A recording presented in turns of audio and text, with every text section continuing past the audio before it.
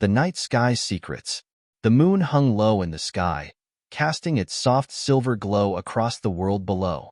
The stars twinkled lazily, each of them dotting the dark canvas of the heavens like sparkling gems. It was a quiet night, a perfect night for the moon to sit back, relax, and have a chat with its closest companions. "Hey, Vega," the moon called out, its voice drifting across the sky like a gentle breeze. Vega, the bright star closest to the moon, twinkled in acknowledgement. "What's up, moon? You seem reflective tonight. Bad day?" The moon chuckled, its light shimmering softly. "Well, it's more like I'm in one of those moods, you know? I'm always up here, shining down on Earth, lighting up the night. But lately, I've been wondering, what's it all for?" Vega blinked, its twinkle pausing for a moment. "What do you mean? What's it all for?" "You're the moon. People literally call you the light in the dark." The moon sighed, casting a weary gaze across the expanse. I know. People love me. They look up and say things like, 'Oh, look at the beautiful moonlight,' or 'The moonlit night is so romantic.' I'm practically the setting for every love story. But I can't help but feel like, am I just here to be a backdrop? A pretty light for people to gaze at while they're getting all lovey-dovey?" Vega twinkled brightly, amusement flickering across its surface. "Oh, come on, moon. Don't be so dramatic. You are the romantic hero. Who else lights up the night for lovers?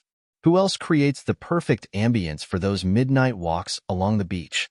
The moon tilted its surface downward, contemplating. "True, but it's like, I'm the unsung hero of the night. I'm the one who helps guide the lost traveler, helps the couple see the stars in their eyes, and yet, I'm not even the one who gets the big applause. I'm just the moon, right? I don't even get a cool nickname. People just call me the moon." "Oh, please, moon," Vega chimed in. "You don't need a cool nickname. You're already the most famous celestial body out here. People practically worship you." The moon brightened slightly. "I guess you're right. I do have my moments. But sometimes I just want to know if people actually notice me for more than my light. Do they see me? Do they get me? Or am I just the celestial fixture that makes their Instagram photos look nice?" Okay, I get it," Vega said with a laugh. "But have you seen the selfies people take with you in the background? You're practically a trend. I don't even get that kind of attention. You're famous, moon. Don't go getting all moody on me." The moon chuckled softly. "I guess. But it's not just the selfies, you know? I've been thinking about all the couples, the dreamers, the stargazers, everyone who looks up at me and smiles. I'm like the unofficial symbol of hope and dreams. But does anyone ever wonder about me? Do they know how lonely it can be up here?" Sirius, who had been quietly eavesdropping on the conversation from a distance, finally spoke up. "You're lonely? You? The moon? Have you seen the way Earth lights up when you're around? I'm practically blinding people with my brilliance. But you? You get serenaded every night. People stop whatever they're doing to look at you." The moon smiled. "I know. It's just, sometimes it feels like I'm always the one shining. Like I'm the one carrying all the weight of the night. And sure, people get happy under my light. But do they ever think about what it's like for me? I'm up here, every night, always glowing, always casting shadows. It's a big responsibility." Sirius flickered brightly, amused. "You're seriously complaining about being the world's most iconic nightlight? Look, moon, I get it. You're a big deal. You have admirers. But come on, at least you don't have to deal with the sun's attitude every morning." The moon groaned, its light flickering. "Oh, don't remind me of the sun. He's a show-off. Every morning, he gets to make a big entrance, flooding the world with his brilliance. No one notices me at sunrise. Just a quick goodbye as I dip below the horizon and boom. It's all about Mr. Blazing Glory." "I think you're being a little harsh," Vega interjected, still twinkling playfully. "The sun does his job, you do yours. It's all about balance." "Balance?" The moon laughed, almost as though the idea was laughable. "I mean, sure, but do you think the sun ever sits there, looking at his reflection, wondering if anyone appreciates him beyond his wow factor? No, he's too busy basking in his own rays. I, on the other hand, have to be everything to everyone. I'm the star of poetry, the subject of songs, the dream of lovers, but no one ever asks if I'm okay with it. Okay, okay, Sirius said, finally relenting.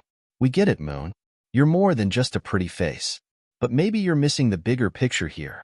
You know what I see when I look at all the people down there? They're happy. They enjoy being under your light. They're not thinking about your exhaustion, your responsibilities, or how lonely you might be. They're just enjoying the moment. The moon was quiet for a moment, considering Sirius's words. So, you're saying that I make them happy just by being myself? Exactly, Sirius said with an almost exaggerated flair. You light up their lives. They look up at you, and they don't need anything else. They don't need to know how hard you work, how lonely it can get up here, or how tough it is to shine every night. They just need to look up and feel something. A little wonder, a little peace, a little magic. That's your gift. The moon let out a long, thoughtful sigh. I guess I never thought about it that way. I've always focused on what I do for them, not how they feel about me. And that's where you're wrong, Vega added. You're not just a light source. You're the inspiration. You give people hope, romance, dreams. You're part of their stories. And that's priceless. Yeah, what Vega said, Sirius chimed in. Look at it this way, Moon. Every time someone stands under your glow, it's a moment. A happy, beautiful, calm moment. And isn't that what we're all here for? To create those moments? The moon paused, absorbing the star's words. You know, I think you might be right. Maybe I do bring something more than just light. I bring the night itself. And in a way, that's enough. Maybe I should stop focusing on what I'm missing and start appreciating what I give. Sirius, now in a rare moment of sincerity, gave a small, knowing twinkle. Exactly. We all have our place in the sky. Some of us shine bright. Some of us create the stories. But all of us, we make the night special. And that's what matters. The moon smiled, its glow softening into something warmer. You know, Sirius, for a star who loves to show off, you sure know how to make a moon feel better. Sirius flickered with what could only be described as a humble sparkle. What can I say? I've got my moments. Vega laughed. It's true. We all do. From that moment on, the moon felt lighter. The realization that it wasn't just the light it gave, but the moments it created, filled it with a sense of pride. It wasn't just the backdrop to the lovers' embraces or the quiet musings of poets. It was the centerpiece of 1,000 little stories, each one woven under its silvery glow. As the night wore on, the stars twinkled with newfound joy, and the moon beamed with contentment. People below continued to enjoy the serenity of the night, gazing up in awe at the moon's gentle light, unaware of the cosmic conversation unfolding above them. But the moon didn't mind. For once, it didn't need to be noticed or praised. It had its place in the sky, special, significant, and loved by all who took a moment to look up. And as the first whispers of dawn began to paint the horizon, the moon gently began to fade from the sky, leaving behind only the softest glow. And though the world below would soon awaken, the moon knew that, for one more night, it had brought a little magic to the world, just by being itself. The stars twinkled in quiet agreement, and everything felt just right.